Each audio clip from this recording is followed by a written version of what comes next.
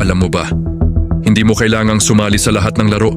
Sa mundo ng games people play, maraming tao ang sanay sa manipulasyon, pa-victim, guilt-tripping, mind games.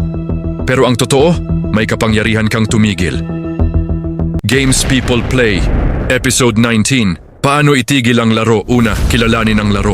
Kilalanin ang kapag napansin mong paulit-ulit ang drama, sisihan, or emotional trap.